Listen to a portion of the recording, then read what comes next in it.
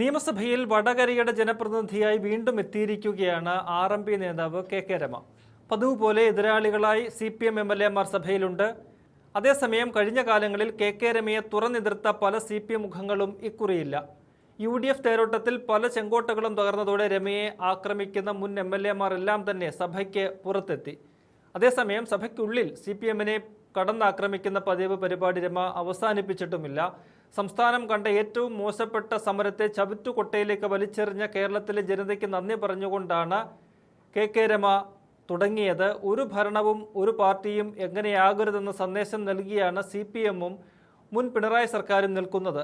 ത്യാഗതുല്യവും ഇതിഹാസവുമായി നിന്നിരുന്ന ഒരു പാർട്ടിയെ സ്വകാര്യ വ്യക്തി പ്രൈവറ്റ് ലിമിറ്റഡ് കമ്പനി പോലെയാക്കിയെന്ന് ചൂണ്ടിക്കാണിക്കുന്നുണ്ട് KK രമ. അതിൻ്റെ ദുരന്തഫലം ഇന്നും അനുഭവിക്കുന്നുണ്ട് CPM എന്ന പാർട്ടി. CPM പുറത്താക്കിയ നേതാക്കന്മാർ UDFന്റെ കൈപിടിച്ച് CPM ചെങ്കോട്ടകൾ തകർത്ത് മുന്നേറിയ കാര്യവും രമ ചൂണ്ടിക്കാട്ടുന്നു. പിണറായി വിജയന്റെ ഭാഷയിൽ പറഞ്ഞാൽ കുലം കുത്തികളായ നേതാക്കന്മാരെ ജനങ്ങൾ ഉള്ളം കൈയിൽ സ്വീകരിച്ചുവെന്നാണ് രമ പറയുന്നത്. കുലം കുത്തിയെന്ന് RMP സ്ഥാപക നേതാവ് TP ചന്ദ്രശേഖരനെയാണ് പിണറായി വിജയൻ വിശേഷിപ്പിച്ചത്.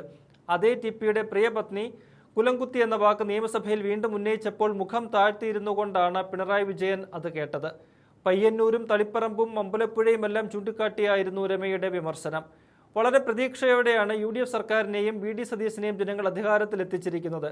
ആ പ്രതീക്ഷകൾ കാത്തുസൂക്ഷിക്കുന്ന സമീപനമാണ് തുടക്കകാലത്ത് തന്നെ സർക്കാരിൽ നിന്നുണ്ടായിരിക്കുന്നത്. ആശാ വർക്കർമാരുടെ വേതനം വർദ്ധിപ്പിച്ചും കേരളയിലെ മഞ്ഞക്കുറ്റി പിഴുതുമാറ്റിയും UDF സർക്കാർ പ്രതീക്ഷാവഹമായി തന്നെ തുടങ്ങിയിരിക്കുകയാണ്.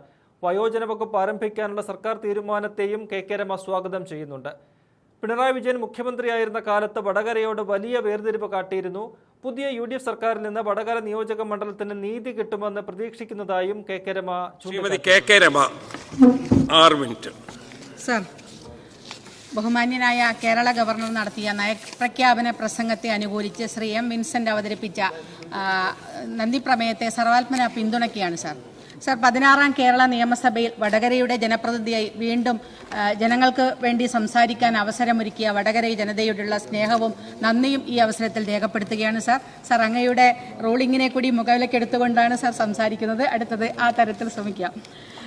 സർ, ഒരു ദശകത്തോളം നീണ്ട അമിതാധികാര പ്രയോഗങ്ങളുടെയും അസഹിഷ്ണുതയുടെയും ആക്രമണങ്ങളുടെയും അഴിമതിയുടെയും ജനവിരുദ്ധതയുടെയും വർഗീയ അവസരവാദത്തിൻ്റെയും എല്ലാം വഞ്ചക ഭരണവാഴ്ചയെ ചരിത്രത്തിൻ്റെ ചവറ്റുകുറ്റയിലേക്ക് തൂത്തെറിഞ്ഞ് വീറോടെ ജനവിധി എഴുതിയ കേരളത്തിലെ മുഴുവൻ ജനതയെയും അഭിനന്ദിക്കുകയാണ് സർ.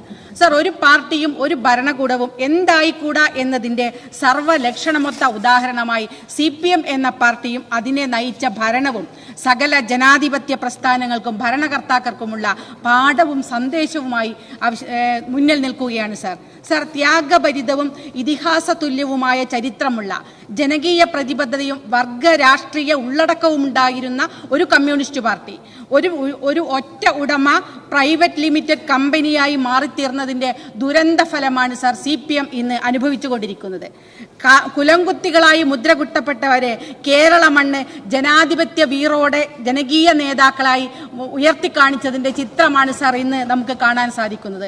വടകരയും പയ്യന്നൂരും തളിപ്പറമ്പും അമ്പലപ്പുഴയുമെല്ലാം ഭാവി ഇടതു ബദൽ രാഷ്ട്രീയത്തിന് ദിശാസൂചകമായി വിളക്കുമാടങ്ങളായി ഇന്ന് കേരളത്തിന് മുന്നിൽ ജ്വലിച്ചു നിൽക്കുകയാണ് സർ.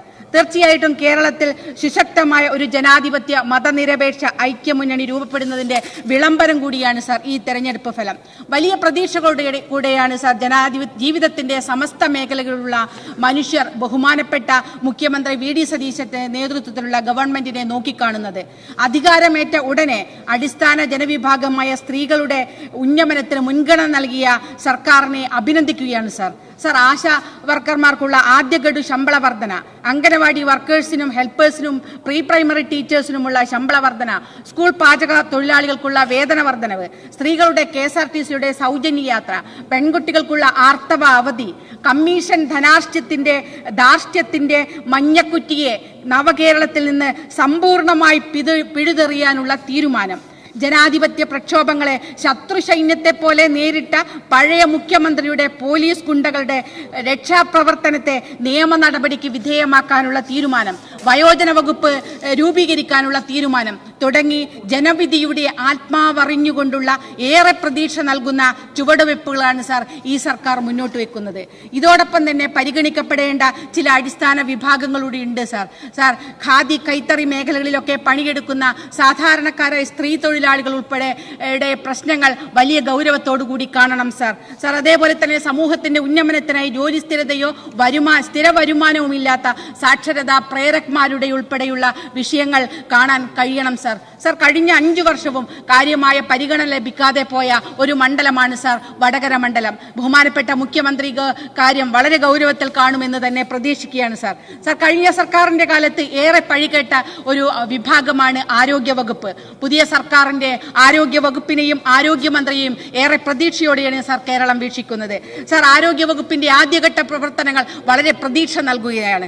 പുതിയ ആരോഗ്യവകുപ്പ് മന്ത്രി വടകരയുടെ മുൻ ജനപ്രതിനിധിയാണ് എന്നുള്ളത് ഞങ്ങൾക്കേറെ അഭിമാനവും സന്തോഷവുമുള്ള കാര്യമാണ് സാർ. വടകരയിലെ പ്രധാനപ്പെട്ട 2 ആശുപത്രികളാണ്.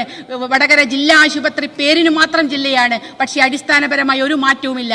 അത് ഒരു ജില്ലാ ആശുപത്രിയെ ഉയർത്തുന്നതിനുള്ള നടപടികൾ ഉണ്ടാവണം സാർ. ഓർക്കാട്ടേരിയിലെ CHC ആശുപത്രി നേരത്തെ കിടത്തി ചികിത്സ ഉൾപ്പെടെ ഉണ്ടായിരുന്നു. അത് പുനരാരംഭിക്കുന്നതിന് ആവശ്യമായ നടപടി ഉൾപ്പെടെ ആരോഗ്യവകുപ്പിന്റെ കാര്യത്തിലുണ്ടാകണം. ഒരു ഫോറൻസിക് സർജൻ ഉൾപ്പെടെ അവിടെ തന്നെ വടകരയുടെ പ്രശ്നങ്ങൾക്ക് പരിഹാരമുണ്ടാകാൻ അടിയന്തര ശ്രദ്ധയുണ്ടാകണമെന്ന് കൂടി ആവശ്യപ്പെടുകയാണ് സാർ. അതുപോലെ തന്നെ ആഭ്യന്തര വകുപ്പ് മന്ത്രിയെയും ആഭ്യന്തര വകുപ്പിനെയും പ്രതീക്ഷയോടുകൂടി കാണുകയാണ് സാർ. വലിയ ഏറ്റവും നീതിയുക്തമായ നടപടിയും തീരുമാനങ്ങളും ബഹുമാനപ്പെട്ട ആഭ്യന്തര വകുപ്പിന്റെ ഭാഗത്തുനിന്ന് ഉണ്ടാകുമെന്ന് പ്രതീക്ഷിക്കുകയാണ് സാർ. കഴിഞ്ഞ കാലങ്ങളിൽ ജയിലുകളിലൊക്കെ ഉണ്ടായ അനുഭവങ്ങൾ നമുക്ക് മുന്നിൽ ഉണ്ട് സാർ. കൊലക്കേസിലെ പ്രതികൾക്കുൾപ്പെടെ TP ചന്ദ്രശേഖരൻ വധക്കേസിലെ പ്രതികൾക്കുൾപ്പെടെ നിർബാധം പരോളുകൾ കൊടുത്ത് അവർക്ക് എല്ലാ ക്രിമിനൽ പ്രവർത്തനങ്ങളും നടത്താൻ, മയക്കുമരുന്നുൾപ്പെടെ നടത്താൻ ജയിലുകളിൽ സൗകര്യം കൊടുത്ത വലിയ കാര്യങ്ങൾ നമുക്ക് ചർച്ചയും കാണാൻ സാധിച്ചതാണ് സാർ. അതിനൊരു മാറ്റം ഉണ്ടാകണം. ഈ കാര്യത്തിൽ ആവശ്യമായ തിരുത്തലുകൾ ഉണ്ടായിട്ട് നീതിയുക്തമായ നടപടി ഉണ്ടാകണമെന്ന് കൂടി അഭ്യർത്ഥിക്കുകയാണ് സാർ.